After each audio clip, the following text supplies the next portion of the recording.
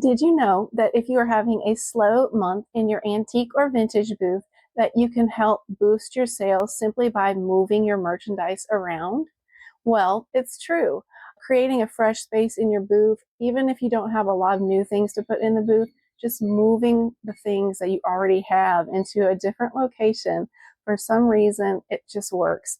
It's sort of like a vintage resale secret, I guess, that you could have, like, say, a piece of pottery for a year in your booth and it doesn't move, but then you move it to a new shelf and it sells within a week. It's so strange, but I promise you it works. So today what we're going to do is we're going to go into my antique booth and I am going to redo how I have my books displayed because I love books, but they don't sell well because, to be honest with you, I've just done a really terrible job displaying them and people can't see them. So I am finally going to put those little handmade wooden benches that I got at an estate sale recently. And I did do a video on that estate sale. So make sure you watch that one after you watch this one if you haven't seen it. But I'm finally going to put those into my booth and I'm going to use them to display my books. And I hope that it looks nice. Let's go into the store and see what we can get accomplished.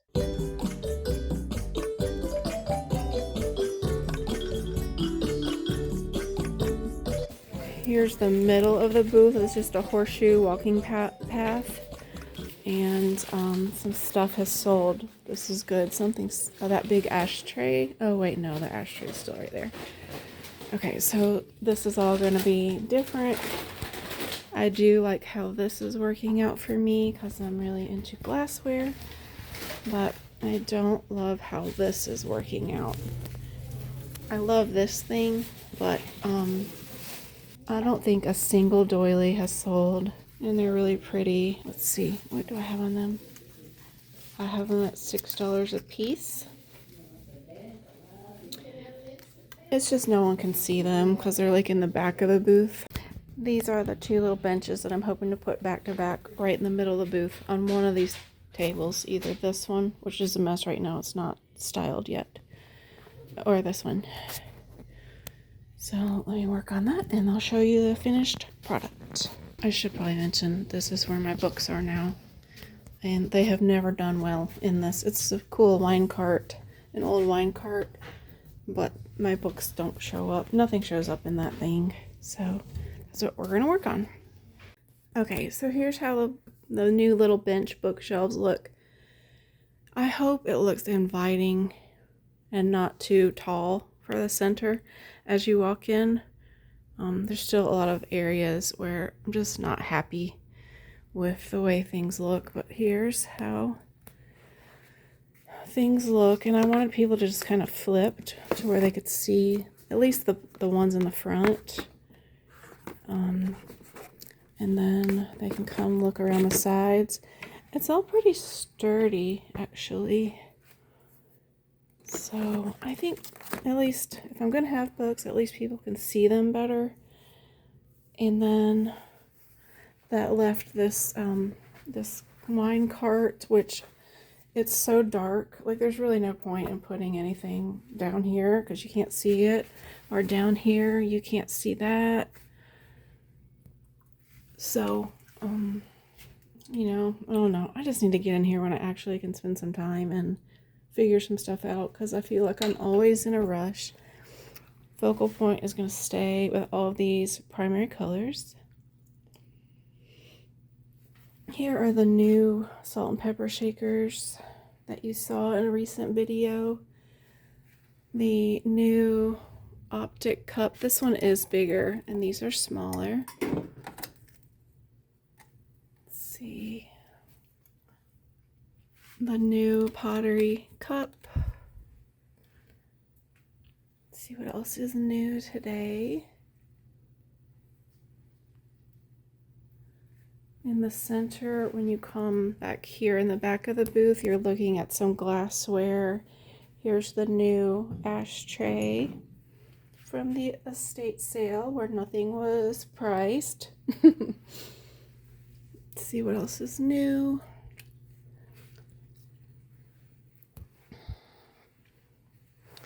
Put the Michigan mug right here. When you're coming down the walkway, you can see it down the aisle. More primary colors. It's my tulip vase, an anchor hawking pattern. Here's more Art Deco anchor hawking. I've had this forever and I really like it. It's missing it should probably have a red lid, but it's still really pretty. Be pretty as a vase. My new spring meadow cups. My new strawberries and cream cup. These are new-ish Fossgraph blue goblets. The Tupperware orange juice container. I have a whole set of these lovely Fireking white swirl bowls, an entire set of 4, complete set. But plain white is kind of a tough sell. People like things that have some color. Anyway, I just need to get in here and figure out how to deal with some of these darker areas at the bottom because I'm losing out on square footage by not having anything in them. Here's the new mason jar salt and pepper shakers. These cute little guys are right here. Bottom shelf is being underutilized completely. I need to figure out what to do on that bottom shelf. And I decided to take this out. I probably just should sell it. I might decide I want to use it for myself at home, and then I'm taking this out. I had a viewer told me it was missing something. These 2 bags just got some stuff I'm taking out, and then I'm going to package these blocks differently. I don't like how these are packaged at all, so I'm going to do something different with these. Alrighty, there she is. Well, it's the next day, and I'm here for my work day, about to open up the store. I've decided to try to sell this. It just was so awkward, but I'm gonna try to sell that. So I'm gonna take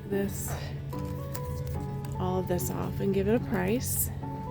And then I noticed that there were some Easter things popping up downtown, so I brought in my paper mache eggs. There was some discussion when I found these. I did a short when I bought these, and there was some discussion about whether or not they are vintage, because apparently someone said that you can get these at World Market. They still make them, but then another person pointed out that the fact that it says made in Germany. Oh, wait, no, there's one that says made in West Germany. That was the one I wanted to show you. Gosh, now I can't find it. Let's see. They're different.